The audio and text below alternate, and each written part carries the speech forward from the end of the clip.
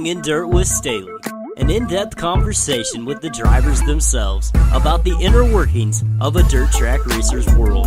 Dive deep under the helmet and inside the mind of the people who ride the high side, lift that left front wheel, and teeter on the edge of being out of control.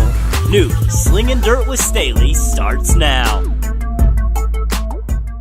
How's it going, everybody? Thanks for tuning in. I'm Alan Staley, and this is Slingin Dirt with Staley. This week's guest, the 13-year-old driver of the Town Oil Field, McGraw Fertilizer, Fuquay Trucking, Trample Farms, Kansas Heavy Construction, Todd's Tire of Tonganoxie, Wicked Graphics, Baker Recovery and Tow, Luke Neiman Fencing, Crystal Trenching Company, Bennett Motorsports, number 14B E-Modified, and now the 14B B-Modified from Tonganoxie, Kansas, it's Brayden Bennett.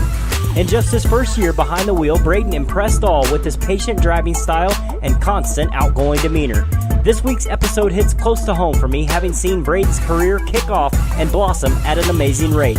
In my own opinion, Atchison County Raceway really had it right with the Kids Mods class, with our sports future having their own class solely there to gain confidence and valuable seat time. Just take a look at some of the names that have graduated through the ranks of the Kids Mods class there at ACR. Names like Austin Bozak, Nicholas Carpenter, Cade Richards, Destin Whitney, just to name a few. Now Brayden Bennett can add his name to the list as well. This year, Brayden hopes to climb the ranks of the racing world while having fun.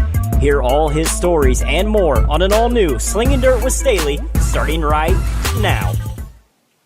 So what made you get into racing, first off as a fan, and then progressing as a driver? I've just always watched my dad and just been around racing my whole life. And I've always wanted to be a race car driver, following my dad, traveling. Yeah. How long have you been behind the wheel?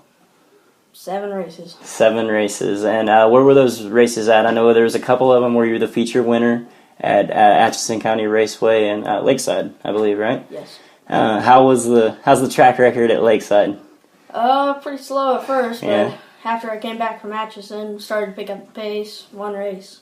With running at Atchison, what's the biggest thing you learned? Because we're talking about Atchison and Lakeside Speedway, two very distinct and different tracks. You have the short and fast-paced excitement of Atchison.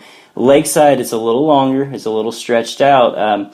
What was the learning curve like when going back and forth between Atchison and Lakeside? Atchison really takes a driver, always turning and always on the wheel. Mm-hmm. Lakeside, you're more long, stretched out. You have plenty of time to react. Why the number, the 14B? Is there any big significance there? It was my dad's old number. Okay, so carrying on the family lineage there. Yeah. You wake up, let's say race days happens on a Saturday. You wake up bright side of noon. What's the daily ritual like for you? Do you have anything that you have to do to make it a complete race day? No, I'm always ready on race days. So. Yeah. Any go-to drink snack combination if you're going to stop off at a gas station? No, I don't really like to eat on race day. And the sport that we're in, the dirt track racing, it's very dangerous. How do you deal with internal fears out there on the track? Because if you're doing the driving right, you're going to be on that edge of out of control. How do you deal with that? I know I'm safe in the cage. Just worried about tearing up a car. There's always others we can get, but just the expenses of them.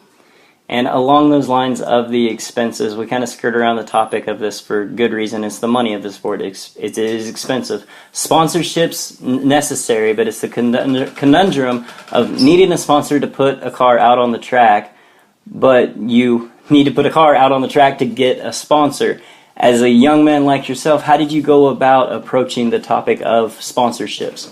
I just really approached family, friends, or local businesses that know of me, and then once we started to get going on the track and people started looking to see us, and then we went after them to get some more sponsorship. Right.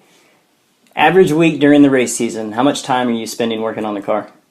I love to spend time on the race car. My dad, he spends as much time as he can, but I spend most of the time in the garage after school, and my dad, he puts 15 hours a week on the race car.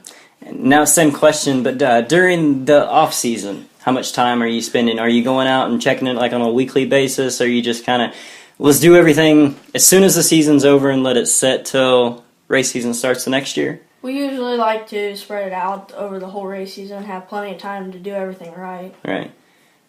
Looking back over your dad's career, pretty illustrious career, what would you say is your favorite memory of that? The whole week at Deer Creek, I know it was a rough time, but it was a good time. Yeah, it was a lot of fun. Yeah. Any specific race other than the Deer Creek that you can remember that you're just like, all right, that's cool. That's my dad right there. Bethany, he started pretty far back and then ended up running second. Mm-hmm.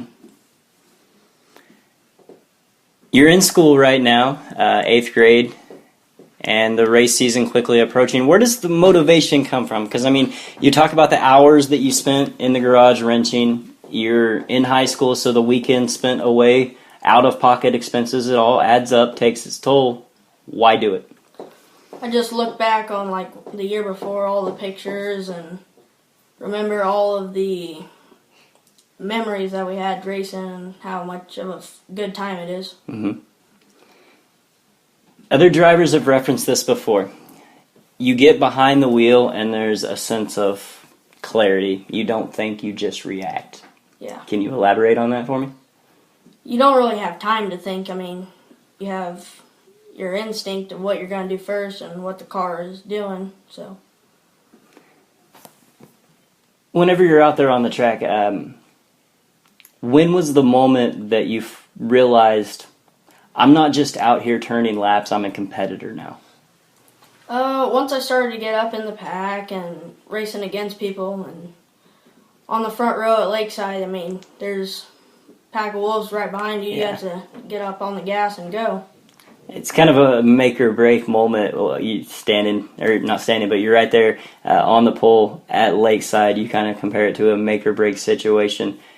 When you're in that staging area and you're sitting on the pole and you know what's about to come your way, when that green flag drops out of turn 4, back to that staging area though, what's going through your mind when you're sitting in that car before you ever come onto the track? Oh, usually you're pretty nervous and not sure if that car's going to turn going into the first corner. You kind of hope it sticks.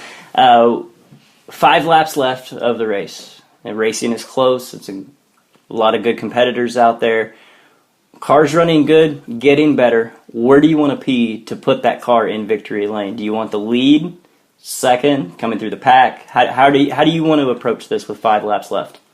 Usually depends on the track. I mean, if it's usually pretty slick, you can come up through the pack, but if it's heavy, follow the leader. Usually you want to be up front. Yeah, setting the pace. What is the biggest wreck or the scariest moment that you've had in a car behind the wheel? Because whenever you have a tough break or a tough wreck or something like that in a race car, you have this moment of discontent where you're just like, nope, not going to do that ever again. And if so, how do you get past that? I haven't really had enough races to get in a terrible wreck, but probably the worst one was being in 6th place at Lakeside in front of a whole pack and spinning out. Yeah. Luckily not getting hit. That is a good thing.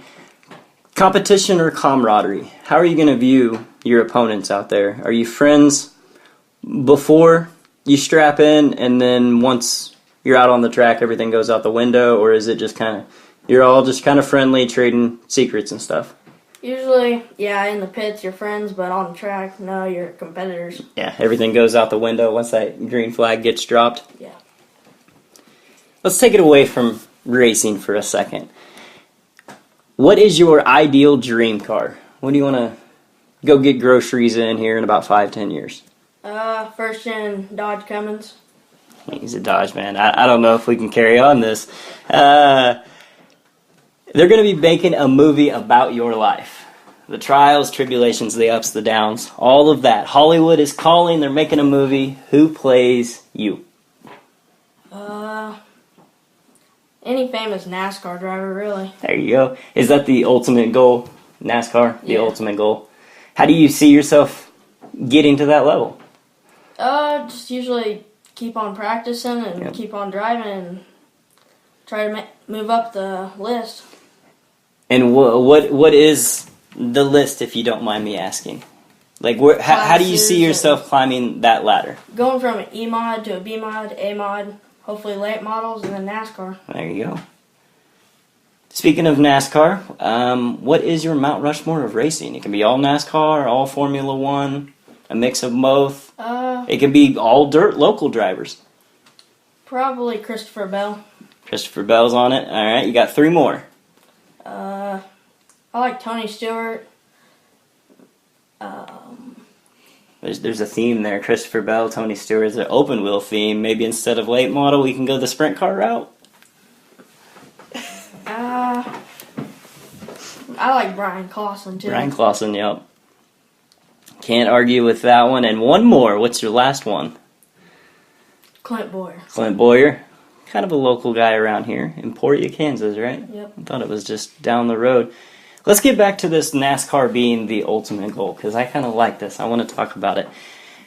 What is the plan for this year? Because you mentioned you still got the E mod. There's a potential for a B mod out there. You thought about sanctioning on the B mod? Probably USRA. There's a chance of maybe IMCA. Yeah. There's a few local tracks opening up going the IMCA route, whereas we have the Lakesides, the CMSs that go the USRA, so there's always plenty of options out there. Everything goes right and your career is progressing along. When do you see yourself making that next step up? Is it after the wins accumulate or just after you feel comfortable in a car? Probably feel comfortable, but you want to get some wins in the lower class and then move up. How do you gain your seat time? Because you mentioned handful of starts, handful of feature wins there at Atchison. Are you, during the off season, are you playing video games? Because I know what's the thing that everybody's playing? The iRacing. Are you big into the iRacing? My friend has one. I play it sometimes, but usually just get around your car and get to know it a little better. Is it... See, I'm trying to figure out how I want to word this question. Does it come down to what's more important going into the race day? Is it how the car feels or the track conditions? Kind of depends on both. How the car feels depends on the track conditions and how we change a car and what goes on that day. Okay, that makes sense. All right. Anybody you want to give a shout out to real quick for thanking you or helping you along the way of your racing career and into the future? I'd like to thank all my sponsors, my mom, dad, brother, and sister. Just everyone who really helps. I'm going to be doing some editing and stuff, so right now I'm just reading through the questions, seeing if I missed anything. Anything you want to talk about? No. Nothing on your mind that you wanted to mention on the podcast before we wrap it up? No. We'll be getting bashful. He was talkative. But turn the mic off, he's going to be talkative again, probably.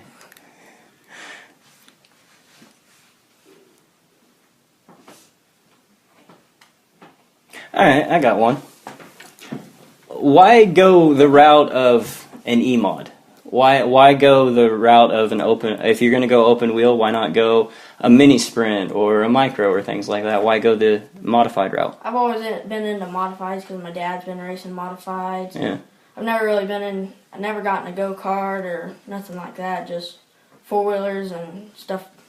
So you go from bicycles and four-wheelers straight into a race car? Yeah. I like that. And with the plan for next year, it looks like it's going to be some Lakeside Speedway running, maybe try to go up and hit I-35 up in Winston, try to convince you to come over to US 36 a couple times. Other than that, are you planning on going anywhere, big races over the summer? Valley, Bethany, and then depends on how the B-Mod route goes, and might travel a little bit there. That's pretty cool. All right, buddy, that's about all I have for you right now, and I look forward to our future talks there at the track, and hopefully I can get you back on this podcast before too long. Yeah. All right, thank you, man. Thank you.